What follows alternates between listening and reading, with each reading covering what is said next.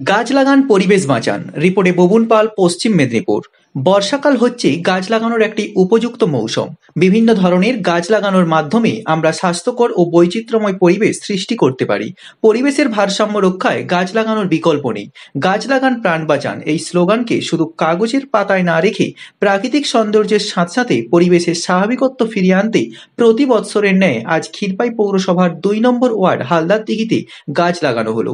গাছ লাগালেন ওই ওয়ার্ডের কাউন্সিলর পাপিয়া রায়। উপস্থিত ছিলেন ওই ওয়ার্ডের তৃণমূল কংগ্রেস নেতৃত্ববৃন্দ।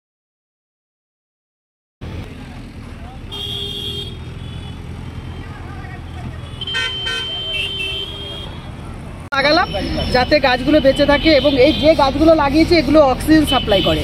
এখানে প্রচণ্ড ধুলো, যাতে মানুষের জীবন আরও ভালোভাবে হয়, বাঁচতে পারে। মানুষের আজকাল ভীষণ শ্বাসকষ্ট বেড়ে গেছে, অক্সিজেন সাপ্লাই যাতে হয় সেই ধরনের জাতীয় গাছ আমি লাগিয়েছি, যে মানুষের জনজীবন যেন ব্যাহত না হয় এবং শ্বাসকষ্ট থেকে ওরা রক্ষা পায়, সেই হিসেবে গাছ লাগানো। আরও অনেকগুলো কারণেই লাগানো হয়েছে, এই কারণগুলো মেন আর কি।